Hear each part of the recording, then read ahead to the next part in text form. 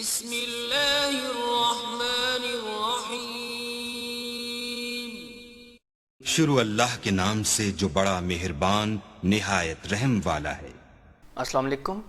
आज हम पढ़ने लगे हैं एप्लीकेशंस ऑफ गॉसेस लॉ, जिसके अंदर हमने आज पहली एप्लीकेशन एक ही एप्लीकेशन पढ़ेंगे जो कि है intensity of field inside a hollow charge sphere. सबसे पहले हमें कुछ चीज़ों का मालूम होना ज़रूरी है जब हम गॉसेस लॉ अप्लाई करते हैं, या कह लें इसे स्टेप्स कह सकते हैं कि हमने किस किस तरीके से इलेक्ट्रिक फील्ड मालूम करनी होगी इस एप्लीकेशन या आने वाली दीगर एप्लीकेशन में जब हम पढ़ेंगे। सबसे पहले गॉसियन सरफेस। गॉसियन सरफेस होती क्या है? गॉसियन सरफेस एक हाइपोथेटिकल, जिसे कहते हैं फर्जी, हाइपोथेटिकल एक क्लोज सरफेस होती है, ठीक है, जिसको आपने जहाँ पर इलेक्ट्रिक फील्ड मालूम करनी है जिस पॉइंट पर, तो उस पॉइंट पर आप ड्रॉ करते हैं। मतलब वो पॉइंट जहाँ पर आपने इलेक्ट्रिक फील्ड मालूम करनी है वो should lie inside the Gaussian surface, ठीक है। फिर आप क्या करते हैं? सेकंड स्टेप है आप कैलकुलेट करते हैं amount of charge inside that Gaussian surface. And finally आप क्या करते हैं? इलेक्ट्रिक इंटेंसिटी को मालूम करते हैं by Gauss's law. Gauss's law क्या है ये हम अपने पिछले लेक्चर में दे चुके हैं। अगर आपने वो लेक्चर दोबारा देखना है तो ऊपर आपको एक लिंक शो हो रहा होगा, उस पर क्लिक करें और आप उस लेक्चर की तरफ जा सकते हैं। जी, अब हम आते हैं अपने लेक्चर की तरफ, जो कि है intensity of field inside a hollow charge sphere. एक हमारे पास स्फीयर है जो कि हॉलो है फ्रॉम इनसाइड, मतलब कि चार्ज अंदर मौजूद नहीं है, जितने भी चार्जेस हैं वो सारे सरफेस पर हैं। हॉलो चार्ज स्फीयर लाइक जैसे कि आपके पास एक टेनिस बॉल होती है, वो अंदर से क्या होती है? हॉलो होती है, और उसकी सरफेस होती है लाइक दिस। जैसे बैलून है, ठीक है, गुब्बारा है, उसके अंदर हवा आप जब इंजेक्ट करते हैं तो आपको सरफेस नज़र आ रही है, तो अंदर से वो क्या होता है? हॉलो, मतलब एयर होती है उसके अंदर लेकिन हॉलो होता है, ठीक है। अच्छा, अब हमने क्या किया अकॉर्डिंग टू द एप्लीकेशन कि हमारे पास जो चार्जेस हैं वो सरफेस पर यूनिफॉर्मली डिस्ट्रीब्यूट किए हुए हैं। अब क्वेश्चन क्या है कि ऑब्जेक्टिव हमारा ये है कि हमने कैलकुलेट करना है फील्ड इंटेंसिटी एक पॉइंट पर जो कि इनसाइड द स्फीयर है। लेट्स सपोज हमने वो जो पॉइंट है ना वो हमने कहा हुआ है ये वाला सेंटर पॉइंट, ये वाला, ठीक है।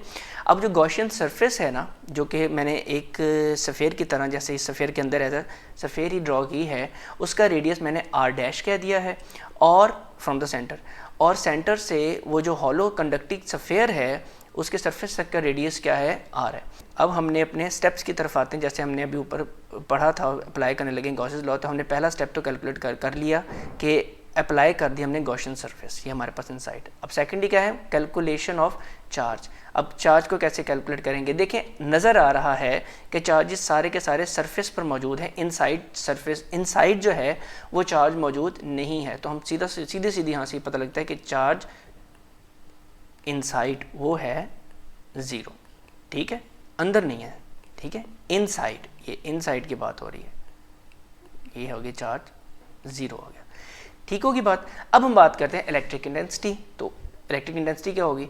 अब हम देखते हैं, ये हमारे पास कंडीशन है, जो हमने कंडीशन में बनाई है कि r डैश जो कि गॉसियन सरफेस का radius smaller than radius of the sphere. Gauss's law हमारे पास ये गॉसेस लॉ है, और ये हमने कैसे मालूम किया है? यह प्रीवियस से जो हमारा लेक्चर है उसके अंदर दिया हुआ है। तो उसकी वैल्यू है flux, electric flux is equal to amount of charge divided by permittivity. तो चार्ज जो है जो इन द गॉसियन सरफेस वो तो ज़ीरो है, कोई अंदर चार्ज मौजूद नहीं, हॉलो है, खोखला है अंदर से, तो ये ज़ीरो आ जाएगी वैल्यू। तो ज़ीरो जब डिवाइड करेंगे समथिंग से तो आंसर क्या आ जाएगा? ज़ीरो। इसका मतलब है इलेक्ट्रिक फ्लक्स जो है, not electric field, electric flux जो है वो इनसाइड या इस पॉइंट पर जहाँ पर हम मालूम करना चाह रहे हैं वो ज़ीरो है। तो इलेक्ट्रिक फ्लक्स ज़ीरो का मतलब क्या है? एक और हमारे पास इक्वेशन है जो कि है electric flux is actually the dot product of electric field that is a vector quantity and area vector, ये भी हमारे पास vector quantity, the dot product है, ठीक है, स्केलर प्रोडक्ट भी कहते हैं। अब इलेक्ट्रिक फ्लक्स जो है अकॉर्डिंग टू दिस असम्पशन दी हुई है, उससे ये पता लग रहा है कि चार्ज जो है इनसाइड या सेंटर में वो ज़ीरो है।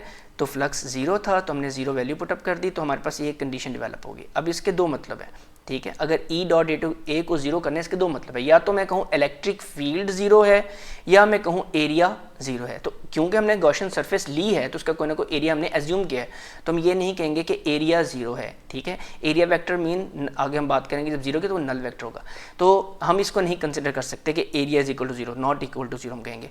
तो सेकंड अजम्पशन क्या होगी ऑटोमेटिकली इस कंडीशन को सेटिस्फाई करने के लिए कि E dot is equal to zero, कि इलेक्ट्रिक फील्ड जो होगी वो ज़ीरो होगी।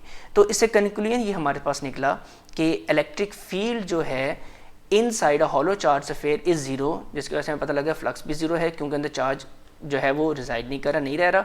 तो इससे हम कंक्लूड क्या करेंगे, इससे कंक्लूजन ये निकलेगा कि interior of hollow charge metal sphere जो भी ऊपर हमने देखा है इज़ फील्ड फ्री रीजन, इसके अंदर कोई भी फील्ड नहीं है, इलेक्ट्रिक फील्ड की बात के अंदर वो नहीं है। एज अ कंसिक्वेंस के तौर पर, नतीजे के तौर पर क्या होगा, एनी ऑपरेटर्स, कोई भी अगर आप operators place with in a metal, इस मेटल के अंदर एनक्लोज कर दें, वो शील्ड हो जाएगा फ्रॉम इलेक्ट्रिक फील्ड, वो इलेक्ट्रिक फील्ड उसके ऊपर नहीं लगेगी, ठीक है।